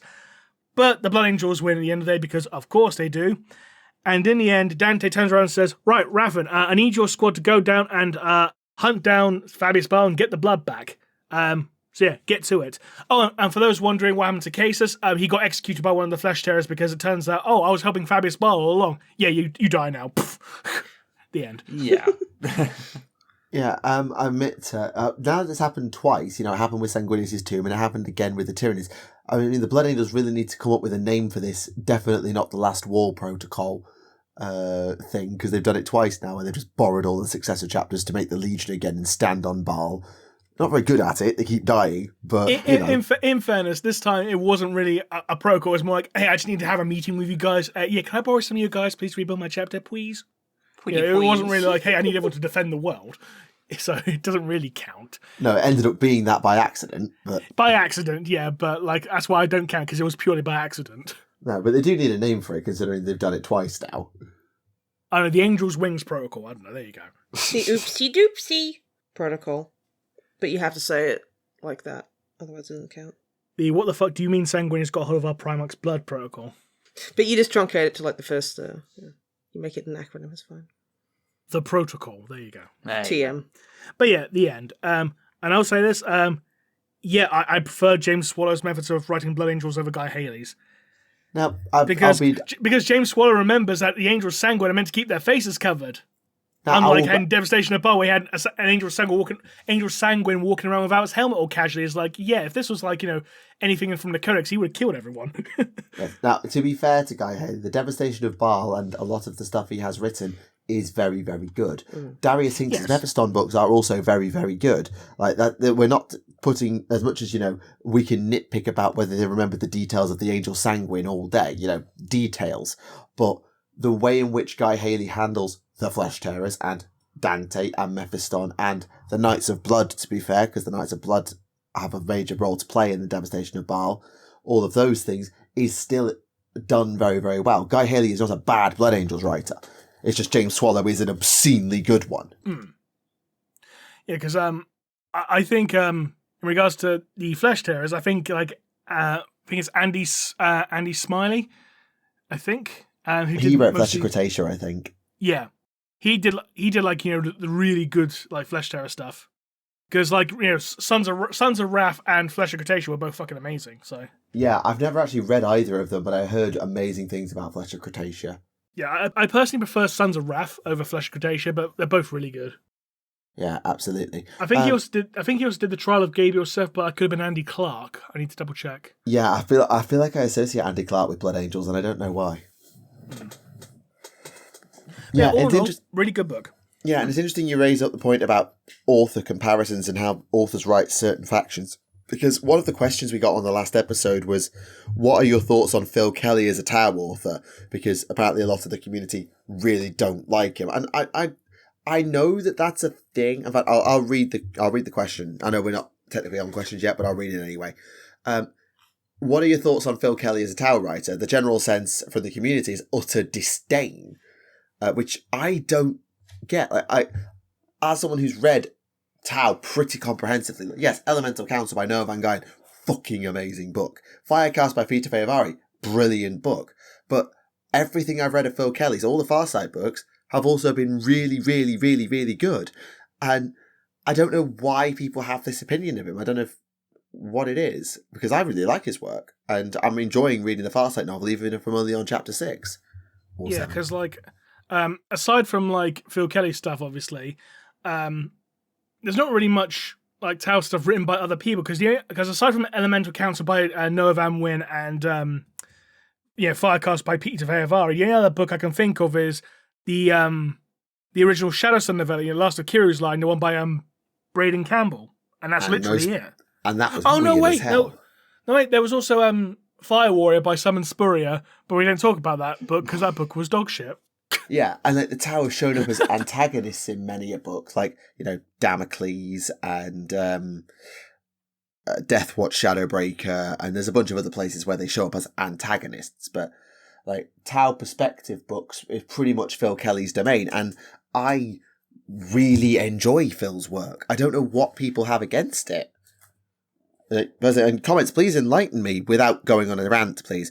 What's the problem? Because he's pretty much single-handedly written a lot of the Tau lore, and the way that the Farsight novel is going, I'm not going to go into it now because A, I've only got through 6 chapters, B, there's not a lot of time, and C, still really, I want to read it myself. and really, really heavy spoilers because it only came out last week type thing. It's probably too early to be talking about it in much detail. The way it's been handled the first few chapters, I really enjoy what they've done with both Show and Torchstar. I don't think that's a fair thing to say. I think that's a fair enough spoiler that actually the book, I've spent as much time with Farsight as I have with Torchstar, and I've also met most of the 8 early on. I've met Oblotai, we've met Shabastos, who's really well characterized, by the way, we've met Oblotai. Arakon is mentioned multiple times. Brightsword has been mentioned. I don't know if I've actually met him yet. A lot of them are there, and I'm really enjoying it. Is there something definitely different about how he's presenting them, and that's sort of the thing that people are picking up on? And I don't know. Maybe bear in mind that a lot of Phil's were up to now, apart from until the Shadowsun novel, was all about Farsight and Farsight's perspective on the Tau Empire and the Ethereals and how Tau are supposed to be. Farsight is a renegade, and he thinks differently, and things happen to him that are different. Now, I haven't read the Shadowsun novel. I know, Rem, you read it. But I read both Shadowsun books, yeah. Well, yeah, there you go. And obviously you're not as well read on Tau as me, but I feel like Phil has the license to say what he likes because pretty much he's the guy who writes it. Unlike, say, when... who wrote Deathwatch? Steve Parker. Thank you.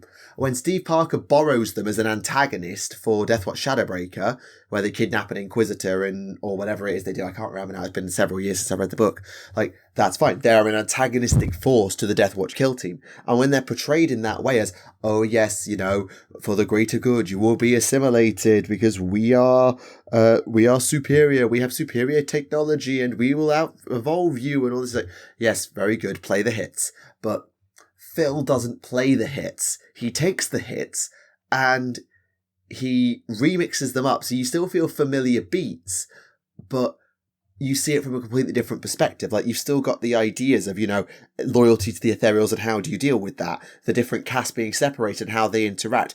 And Noah in flipping Elemental Council does a brilliant job going down that route of the interactions between the castes.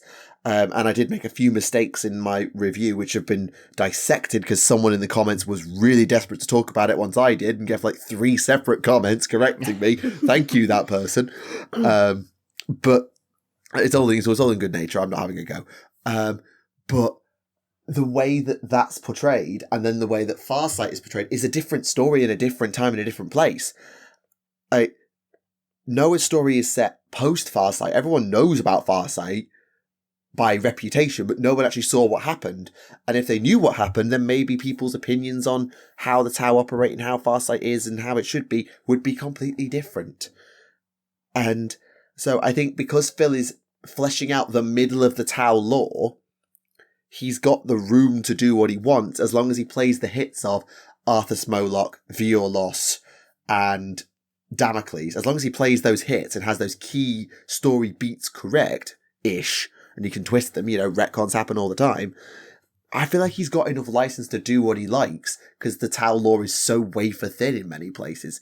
And it's the same as I am not cross at Guy Haley for forgetting that Angel Sanguine don't always wear their hat.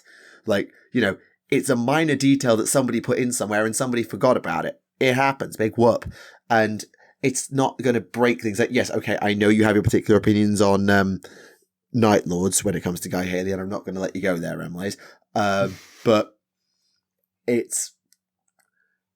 I feel like because Phil is the Tau author, up to recently, he's the Tau from Tau's POV author, that people just maybe don't like seeing Tau from that perspective or think that it doesn't fit what their narrative of Tau in their head is, and so they don't like it. Maybe it's just his writing style rather than his presentation, it's just the way he writes, I don't know.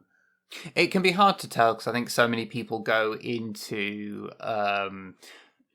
not just books in particular, but books that are based on an existing property with certain expectations that are... I'm not going to sit here and say, oh, people go in with wrong expectations, but people go in with different expectations. So sometimes you do read a book and you go, that was perfectly serviceable, or that's great. And other people are like, oh, it's the worst book, or vice versa. You'll read something and go, this is absolute dog shit.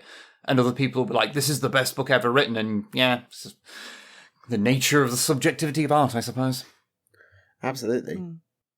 But no, it's an interesting one, and I will definitely talk about the Farsight book. I need to get a little bit further, or I need to finish it, ideally, because there's so much there and so much to unpack. I'm only 6 chapters in, and I could easily spend half an hour chatting about it, in terms of how Farsight gets back in the game and what happens when he turns up, and how Farsight got his groove back. But also how Torchstar got to the Enclaves. They're actually telling that story. And again, I don't think that's a spoiler because I haven't said what happens, but the whole Torchstar storyline is not as, Torchstar's here now. No, we're telling the story of how Torchstar got here.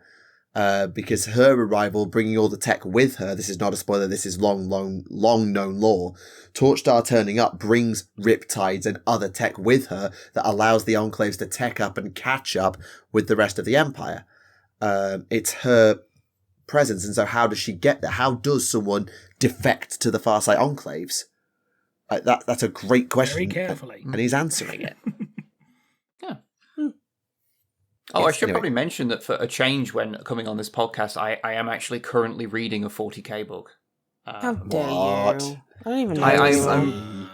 Yeah, I know. I'm currently reading The Big Daka for reasons that are obvious to anyone who's actually read the book. Oh, yes. Did you read that That's one? the one Ren? you're in, isn't it? Yeah. There are grots called Swipe and Nib in it, yes. But I haven't actually got to that bit yet. I've only read the early part of it, but I have been quite enjoying because I realised it's very rare that I have read something which contains no human perspective because it's orcs and Drukhari.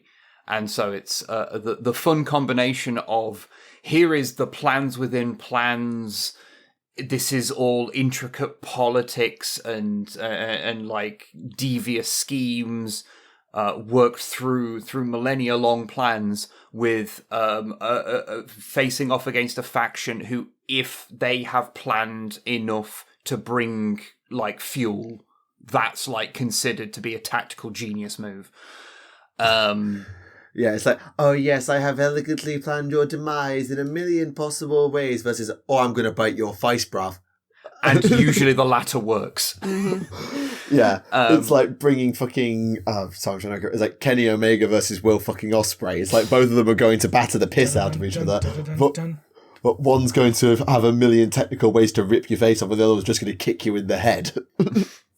But yeah, I've been quite enjoying that, especially with Ufthak. Is it Ufthak? Yes, yeah. Black Hawk. Yeah. Having his narrative in the book starting with him being just very annoyed that as he is becoming bigger and more powerful, he's starting to think and he doesn't like it. Same. So I'm starting to have plans. I don't like his thinking.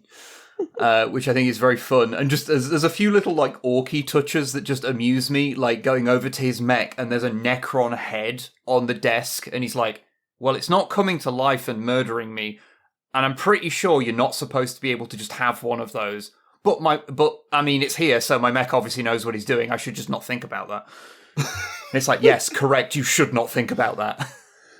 Yes. But yeah, I find the comparison of those two factions. I'm like, yeah, this is quite fun. I'm relatively not very far into it, but I thought I'd mention it because usually when I come on here, I'm like, oh, I'm reading some Transformers usually. No, I've never actually read a Transformers novel. You read the comics. Dune. You've read all the comics. I've not read all the comics, not even close. All the good ones. So many Transformers comics. I've read all of More Than Meets the Eye, and that's all that you really need to do. Mm-hmm. Yeah, and I know we had a long discussion about Dune a few times back ago. And I've talked about the other weird sci-fis that I end up reading, but yeah, I thought I'd mention it because I'm actually reading it, and I did actually the other week. I finally got the compiled version and the latest one of all the Red Gobo stuff, so I can finally actually get through all of that because I've been meaning to read that for a long time. Obviously, You quite enjoyed that, didn't you, Ren, when you read it? One of them I did. The first one I didn't think too much of, but the second one I thought was much better. I mean, I mostly wanted it because at some point I want to do a video going over the Grot Rebellion and everything. So, have you actually ever bought one of the minis? You know, those anniversary Red Gobo minis. Have you actually bought many of them? I have. Well, I've got the original Red Gobo, and I've got the first of the Christmas ones. But it's converted to not be Santa anymore. That is fair. And I've not bothered with any of the other ones. That is also fair. Yeah. I don't know. There is some part of me that because I like the Red Gobo and the Grot Rebellion because it's, you know, it's a somewhat different perspective on things that we don't tend to get in 40k very often. And that it has been the only remnant of that in the current day is to take this character and then turn it into the joke character. He's like, oh, okay. I think there's actually something interesting here, but okay. Yeah, the funny Santa thing's cool, I guess. You know. Yeah, because I remember, like, in Gorka Morka, they actually gave, like, a full in-depth reason why there's Rebel Grots this time. Because, like, okay, we're building a spaceship to get off this planet. Oh, cool, can we come along as well? No. What do you mean, no? And that's what caused the rebellion. Yeah, tags for all. And there's there's stuff to be said about the nature of revolutionary politics in there. I think there's, like I say, I don't just collect Rebel Grots because I think that goblins are funny. That's a large part of the reason. Yeah, there you go. But I also remember, like, one bit of Gorka Morka lore regarding the Rebel Grots were like, they'll go and look for, like, you know, baby orcs still growing in the desert, and they'll find them, they'll just kill them. It's like, oh, yeah. Orc, kill the baby orcs.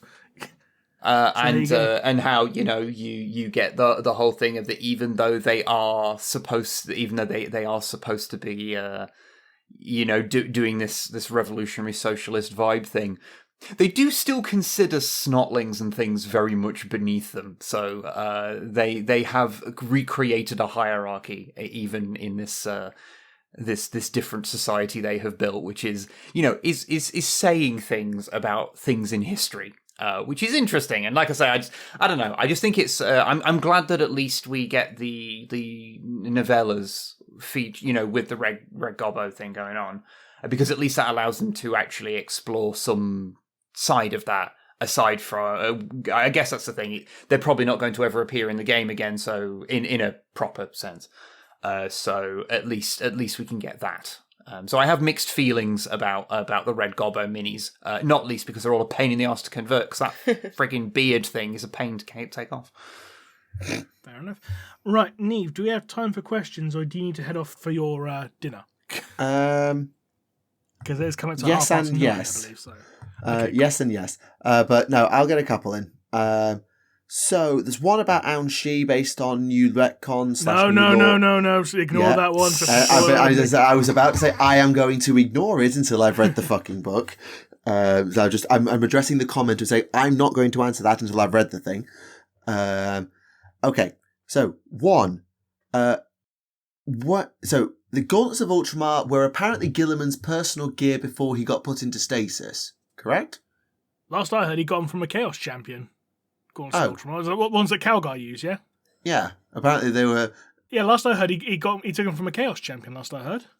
Oh, because there's a question asking here that they were apparently Guilliman's personal gear, and was asking, did he ever use them? Because Guilliman never did. Unless they retconned it. I think they were in older lore. They belonged to belonged to Guilliman. I'm sure that was mentioned in like the 3rd edition codex. I want to say maybe. I'm just going to have a quick look on Lexicon. Gauntlets of Ultramar, mighty power fists with incorporated bows that were reclaimed from a fallen Chaos Champion slain during the Gamalia Reclusian massacre by Rabute Guilliman. Okay, so basically, Guilliman took him from a Chaos Champion. Then apparently, Yoink.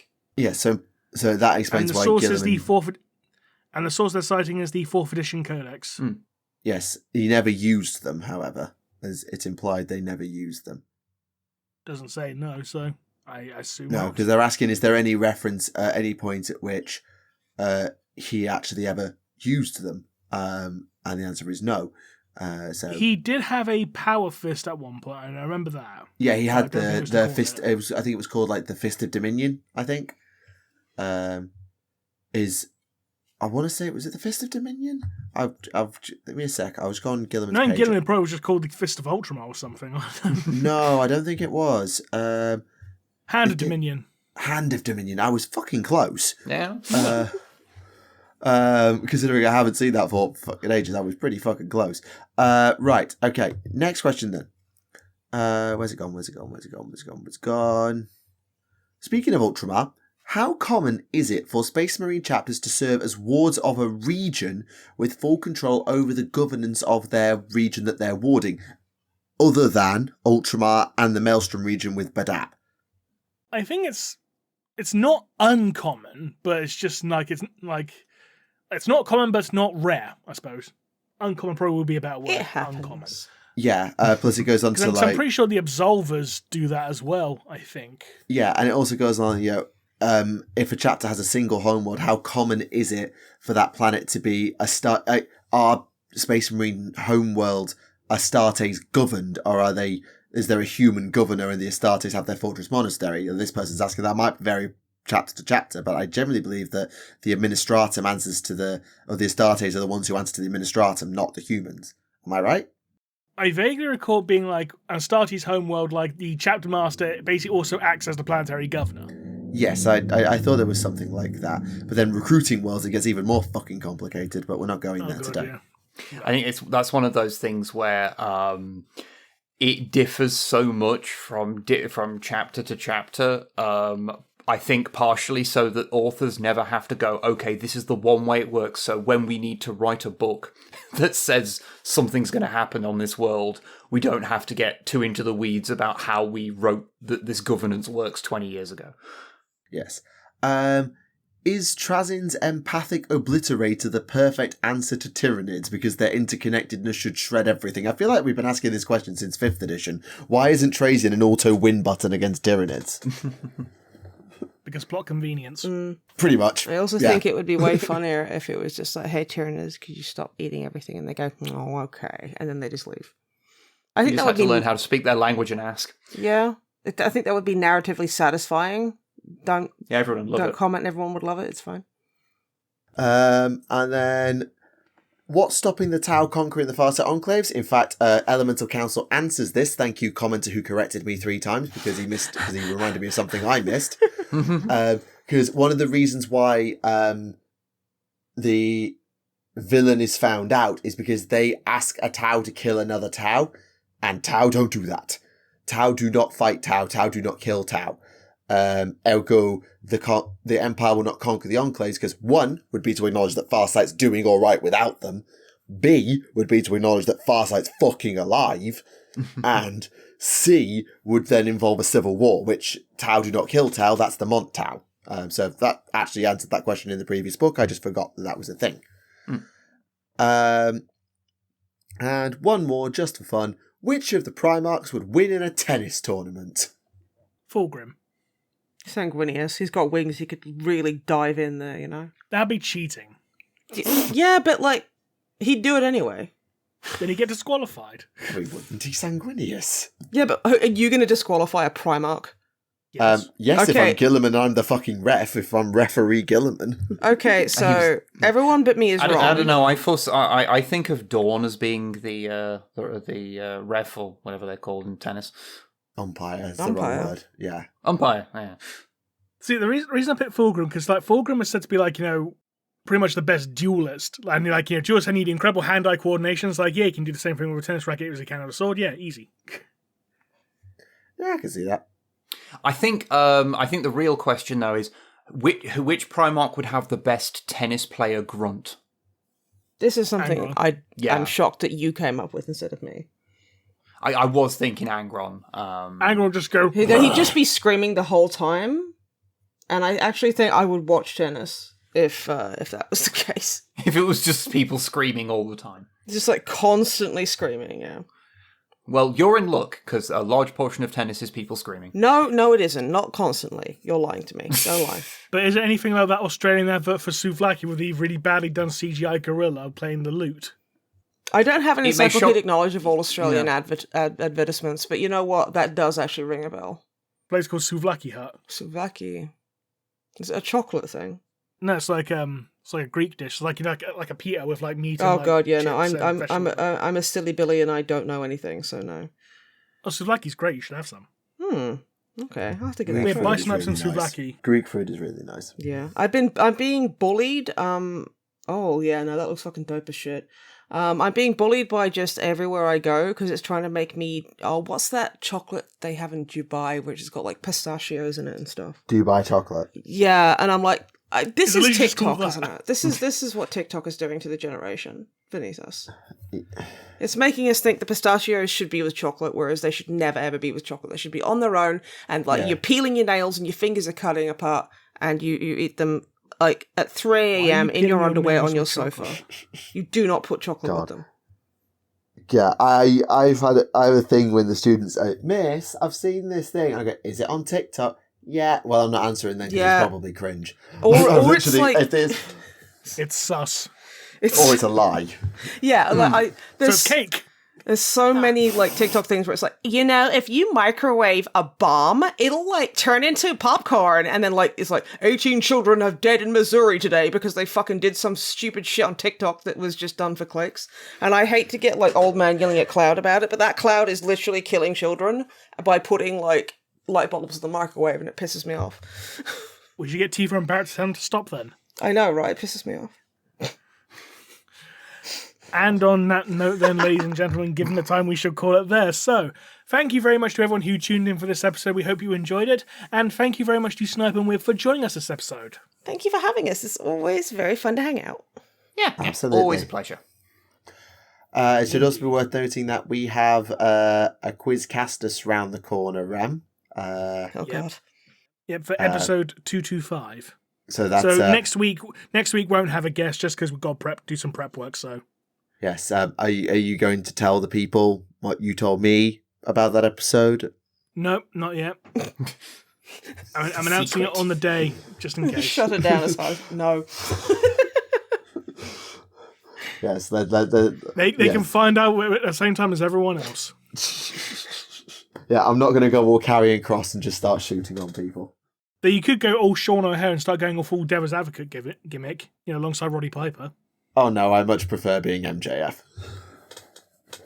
When you talk about talk about wrestling, I suddenly know what it's like to be a Warhammer. Listen to like a Warhammer content if you don't know what Warhammer is. Yeah, it's how I feel when you guys talk about in Transformers. yeah. We all get this inflicted upon us in one way or another. I was late. Wib, at least Wib, you got to see that match, with Joe Hendry using a Sega Dreamcast to flip someone off. Yes, this is a thing that I have witnessed. Yes, and then he threw a remote control card at someone's dick. But anyway, I was late tonight, so I come into the Discord. I actually see just a pile of fucking Transformers and Gundam clips, and I'm just like, what am I walking into? I was like, hi, Neve. Sorry, Gundam, did you say? Save me. No, it wasn't Gundam stuff, sorry. I just wasn't sure what it is. I assumed it was Transformers and other bits, but it might have just all been Transformers. It was all Transformers. It's always Transformers, all the time. So, until next time, everyone, this has been Remleiz from 40k Theories. This has been Neve from Tactica Imperialis. I'm Snipe from Snipe and Wib. I'm Wib from Snipe and Wib. And we'll see you all again next time. Bye-bye.